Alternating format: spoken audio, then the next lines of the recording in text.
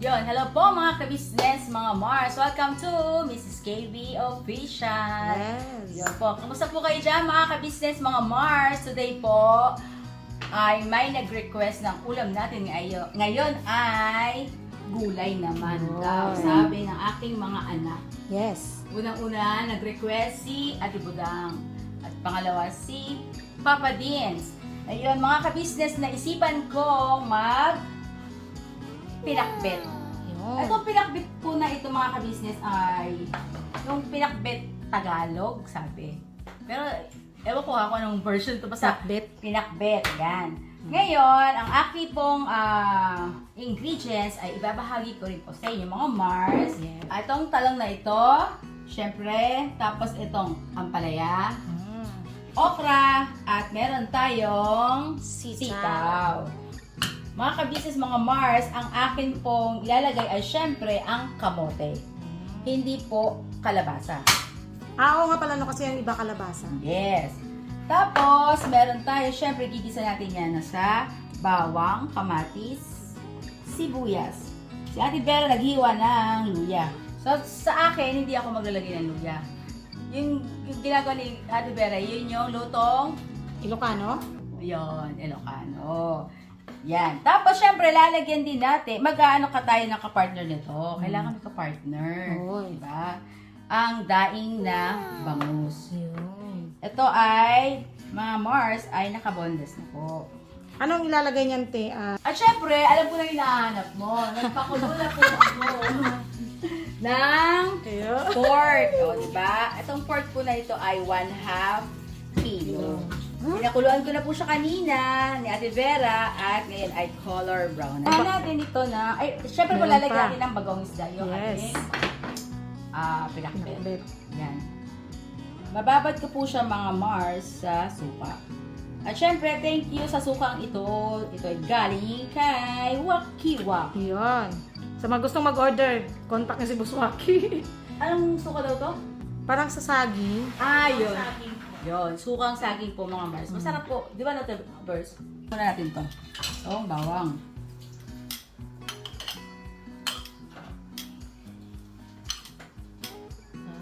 Namister ako kasi ni Papa Dins. Ito ko ano. Yan, nagugas mga kabisnes ha. Kita niyo mga kabisnes ha. Yun o.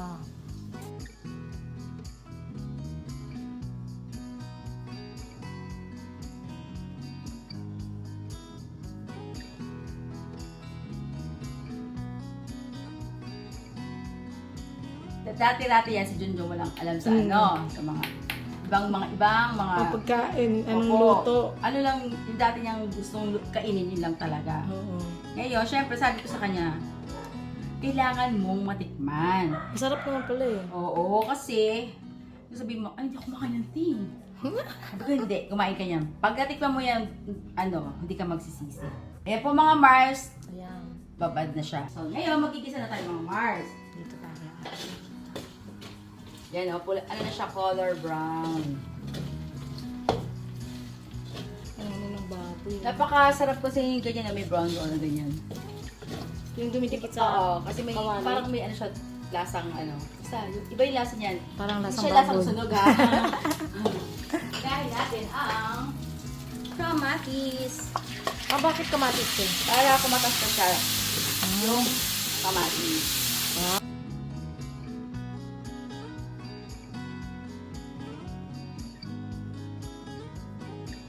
Agati. Lahat po mahal, mga ka-business. Tulad nung nakaraan na ano kami na Ate Mengay, Hmm. ilang piraso lang yun? 90? 92 ba yun? Yung kamatis. Oo nga po, mahal po. Lahat po ng gulay ay napakamahal. Ito na po mga Mars Buyas. At syempre, lagyan na natin itong bawang.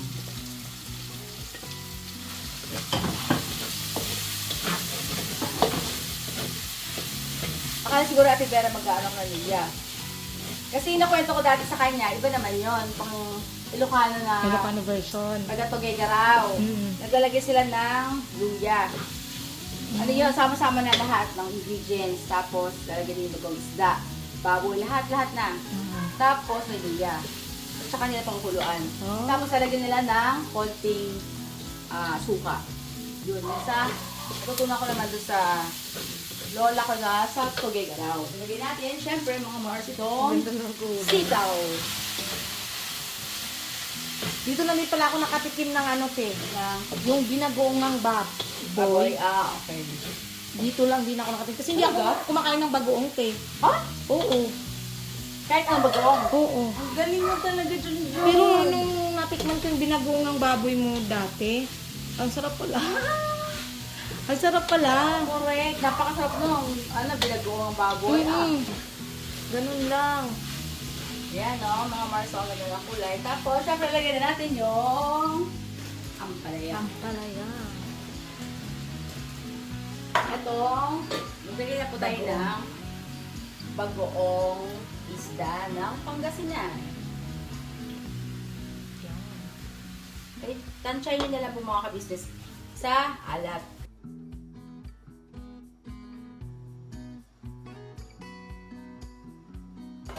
Yan. Kumakain ako. Ng? Kaso tinigil ko nakatay ko yan. Kaya ka pala nagtigil si Vera, ha? Kasi dumating sa atin pera, tapos na kami mag-alusal. Sabi ko kumain muna. Asan na yung ano mo dyan? Alusal mo kanina? Yun nga din. Hindi niya pa tinapos kasi nantay niya daw yan maluto, te. Yan, nilagay ko na mga Mars ang ampalaya. Pagka kumulo na siya, syempre lalagay na natin yung okra. Ang Mars kumulo na po, so lalagay natin yung Ano man, te? ating kamote. Kamote. Yun. Yan.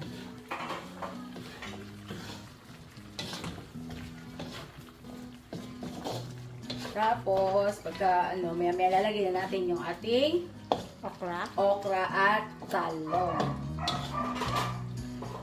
Tingnan niyo po yung talong. Hindi ko alam bakit pagka binabad siya, Nagiging may brown. kulay brown. Pero bakit yung ano na talong te, hindi naman? Yung isa? Oo. Oo nga. Pero, ayun nga, hindi ko rin alam eh. Bakit nga po ba?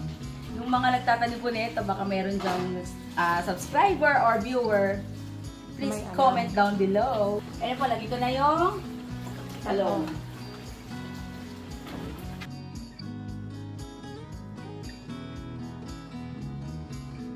At saka, okra.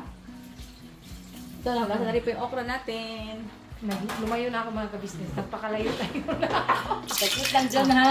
Sabi na eh. Ayan po mga Mars, ang ating pinakbet. Pinakbit.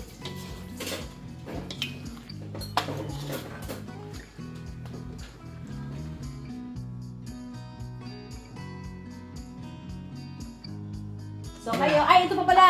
Nakalimutan ko, sorry po. Sili. Siling. Yan. Kaya pag dapat may kaliskis, parang siya po ito. Pero, Yan, siya. shout out sa iyo. Kasi ka-business mo kasi ayaw niya ng may kaliskis. Yun. Ako ayaw ko lang pagka yung pinaktiyo. Kasi napakahirap kainin kapag may kaliskis. Pag prito lang pala, te. Hindi, pagka paksiw, kailangan walang kaliskis. Hindi ba naman gusto may kaliskis? Yeah.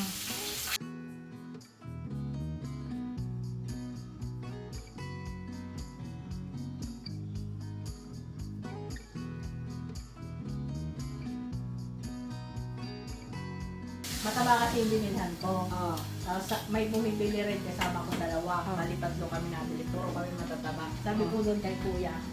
Kuya, pamili ng bangos yung kasing taba ko. Sabi nung dalawang katabi ko.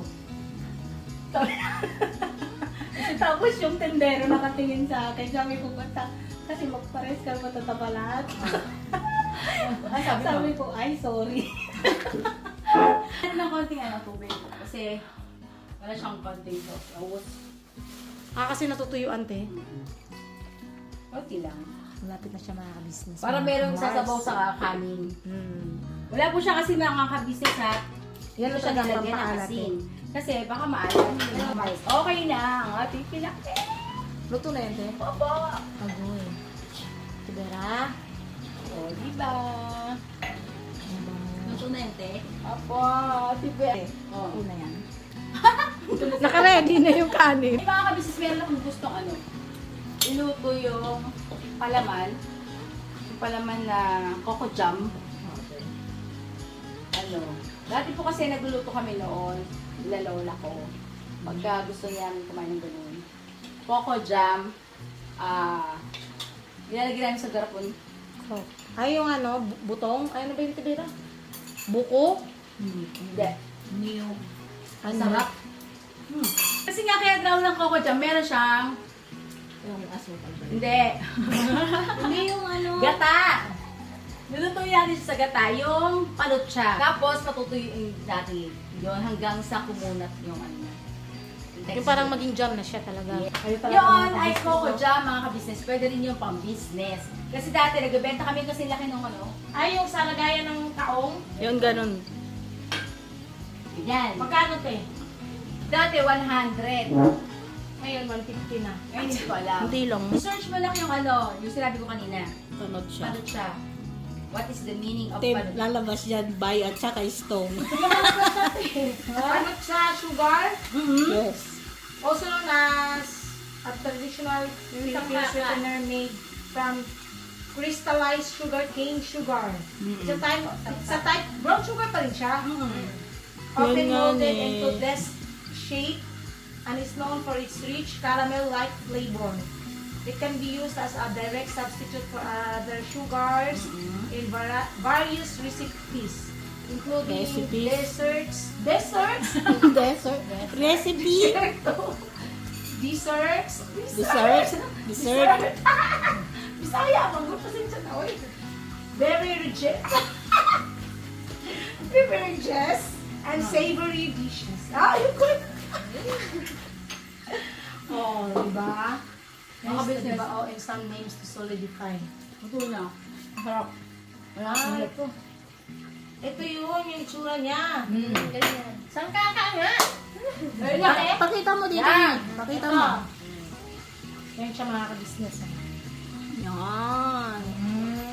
Inilocano mga kabisnes, taga-pulot. Taga-pulot. Wow. Ito na po yung bangus ni ate. Banguti. Ang bango-bango. Yes.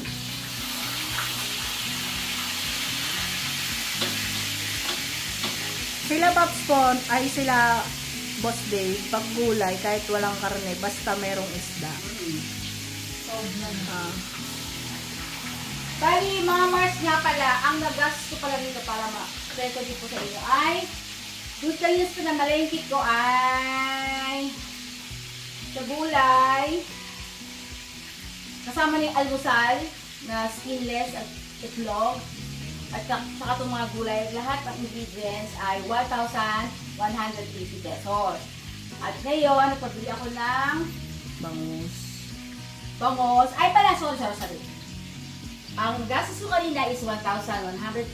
Meron na ako dong atay balon-balunan, 1 kilo. Meron rin akong manok, 1 buo. Diba? At saka gulay na sari-sari niyan. At pati 1 cup. May almusal pa. O, diba? Skinless, so 1 kilo rin. At saka 10 itlog. Yun. 1,180 pesos. Yun. And then, sumunod naman, nagpabili ako kay Ate Vera ng bangos. At saka 1.5 na Baboy po. 1 1/2 na pork, kasim. Opo. At saka ano pa, Ate Vera? Yung bagoong te. Yung bagoong isda. At saka yung sili, salamansi. Opo. Yun ay umabot ng 970 po. yun. Kaya nagastos natin ay magkano lahat? So, 2,180 pesos. Yan.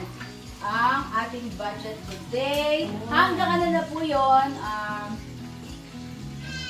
Bukas. Hanggang bukas. Sabi mo yan, ha?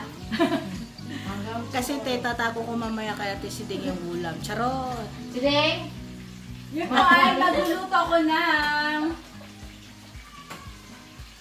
next episode na po yan, mga kabisnes. Yes, Yun po mga Mars, thank you so much po sa inyong pagsama. So, walang sawang panonood. Sana po Yes. patuloy pa rin po kayo manood sa Mrs. KB Official. Yes. Na patuloy din po namin i-share sa inyo ang aming kaalaman sa pagluluto. Yes po. Mga ka-business, mga Mars, please like and share. And syempre, mga Mars, subscribe na po kayo kasi yung kalahati ng 7,900 plus ay hindi pa po kayo nakasubscribe. Yes po. Oo. Ang pag-subscribe po ay yung nandun sa dulo, Mix KB Official. Subscribe, pindutin nyo lang po yung subscribe, and then yung merong maliit na bell dyan, pindutin nyo yun. Click all. Yes. Thank you so much po!